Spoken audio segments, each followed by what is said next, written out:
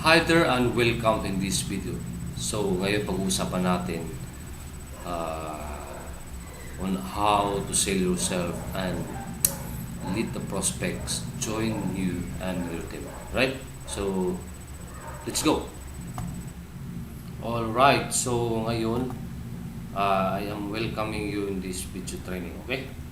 So first thing first, before anything else, I want to introduce myself. I'm Mario Manadong and I am internet affiliate entrepreneur, blogger, and then an author, or sabihin na natin internet explorer, because I love surfing in the internet and choosing or finding ways on how to solve the problems of the people, especially so now the network marketers, or if you are nasa direct selling ka man, nagbibenta ka ng products in the internet, right? So this is my fake picture. Okay, this is me. This is taken from a beach wherein napakagandang beach na binuntahan ko. Okay, so yun lang. Okay, so now pag-usapan natin, okay, how to sell yourself so that they will buy your products and your opportunity. Okay, if you are in the network marketing business. Okay, so ngayon, bibigyan kita ng halimbawa, okay? Halimbawa, isa kang lalaki, okay? Mayroon kang nakasabay umupo sa isang upuan, okay? And then, gustong-gusto mo talaga ang babaeng yon, okay? How will you approach to them para nang sa ganun, maagaw mo ka ng attention at makilala mo siya ng gusto, okay? Dahil stranger kayong dalawa. So, the main point na gusto kong ibahagi sa iyo is you have to introduce yourself first, okay? You have to ask her questions, taga saan siya, okay? Bakit siya nag-iisa, ano ang ginagawa niya sa buhay, and then anong trabaho niya, or ilan na ang edad niya, okay? So in that case, you will know that girl, okay? So nang sa ganon, magpapakilala ka muna, nang sa ganon magustuhan ka, okay? Ganun din sa pagbebenta, okay? On how to sell products, okay, or opportunity in order that the people or the prospect will join you in your business. Alright? So, kinakailangan magpakilala ka muna, okay?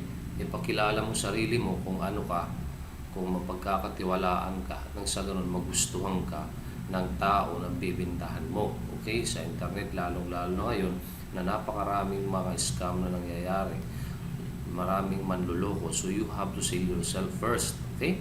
So kinakailangan, okay?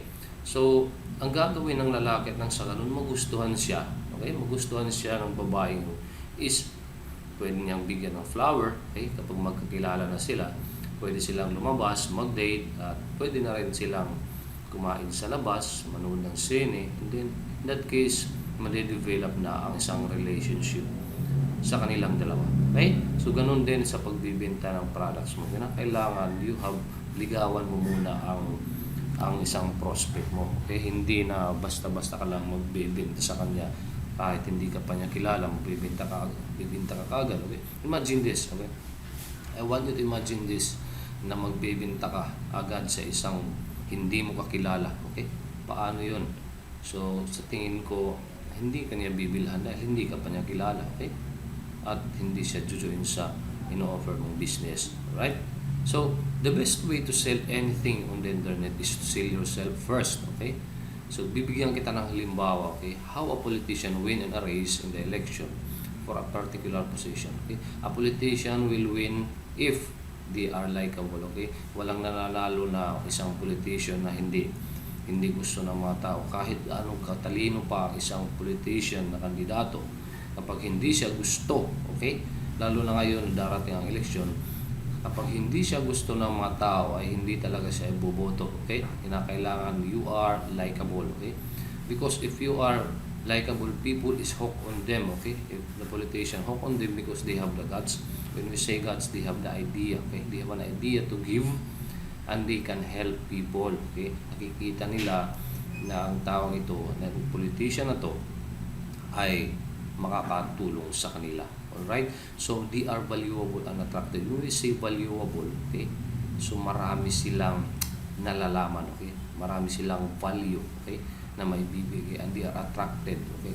they can lead the people, okay, or they can lead the people around in their place, okay, or in the province, okay, they can lead the people, right? So remember this, okay, when you are selling, when you're in a business, in your business, you are the product, okay? Walang pakialam ang company mo, walang pakialam ang produkto na binibenta mo, walang pakialam ang marketing plan ng company mo, okay? Walang pakialam doon. Ang business mo ay ikaw, okay? Ikaw ang produkto ng business mo, dahil kapag nagustuhan ka ng mga tao na nakikita ka, okay, na valuable ka, na makakalit ka sa kanila, ililid mo sila sa kanilang business, okay, ay bibili sila sa'yo, okay? This is the effective way to become successful in any business. Halimbawa, kahit anong business na nakikita mo ngayon, okay, kinakailangan nagsisimula muna sa kanilang sarili, ng may-ari, ng mga, bibigyan kita ng halimbawa, kahit ng small business lang, kapag hindi maganda ang approach ng mga tauhan mo sa sabihin natin, isang customer na papasok sa store mo, if you're in a traditional business, kapag hindi maganda ang approach, okay, ng sabihin natin, tauhan mo, okay, ay hindi talaga bibili ang isang tao dahil sa attitude, okay? Okay, the effective way to become successful in business is to become likable, trusted, and knowable, okay? Kailangan mo pagkatiwalaan ka at marami kang alam, okay? If the people like you, they will trust you, okay? Kapag gusto ka ng tao, syempre, pagkakatiwalaan ka, and kung nasa network marketing business ka, they will join you or buy your products and services, okay? People who are likable are measured by their ability to listen, okay? When we say ability to listen is yung sympathy mo, okay? Sympathy mo sa isang prospect na naiintindihan mo siya sa kanyang kalagayan ngayon, okay? And be interested in others. Paano ka magiging interested ng ibang tao, okay, sa business na ginagawa mo? So by giving more value, okay, by giving more ideas and information or valuable information that may help to your prospects or clients, or sabihin na natin customers, okay, by being interested in others, okay. Likability is demonstrated by genuine smile, okay, the way you smile, the good eye contact, okay, and the sense of humor, and a relaxed open body language, okay. Kung makikita mo yun sa mga successful, extremely entrepreneurs today, okay, maganda ka nilang sense of humor. Kung makikita mo, I will give an example, si Brian Tracy, okay. Brian Tracy lang ay Chinkitan, okay, dito sa Pilipinas. They have a relaxed open body language, okay. They have a sense of humor, right? So, how will the people like you? Itong tanong mo, how will the people like, trust, and know you? Okay? I will give you an example, okay? If you are doing business in the Facebook, okay? Find a groups, or kung sa Google, find a forum of your target market. Sino ang mga target market mo na bibintahan mo? Halimbawa, nasa weight loss industry ka, okay? Sino ang mga tao na, halimbawa, i-type mo lang kung sa Google, sa makahanap ka ng mga forums about your target market, type mo lang doon yung weight loss, okay, weight loss, then plus online forum, right? So, or find a community of people you want to help so that you can share your ideas, okay, na kailangan hanapin mo ang mga tao or community ng tao na wherein pwede kang makapagbigay ng ideas, makasolve ng kanilang problems about their life, ano kanilang mga problema ngayon, regardless lang about business, okay, pwede kang makatulong sa kanila. In that case, pwede ka nang maging viral, okay? Engage to the people on that groups, okay, or community or forum, okay? Post valuable content like how-tos. Napaka-importante itong mga how-tos, okay? How to gain traffic online if they have doing business, okay, how to find the right prospect or qualified people, okay, kung ang ginagawa nila ay online marketing, okay, how to make a website, okay, kung sa weight loss industry naman, how to lose 10 pounds in 5 days, okay. Just give some tips na mayroon kang alam, okay, mayroon kang alam, okay. Find a way to connect with them regularly, okay. Kadalasan kasi sa nakikita ko ay hindi consistent na ginagawa. Okay, you have to find a way to connect with them. Paano sila i-connect, paano mo halimbawa, ilalagay ang sarili mo na isa kang valuable person. Okay?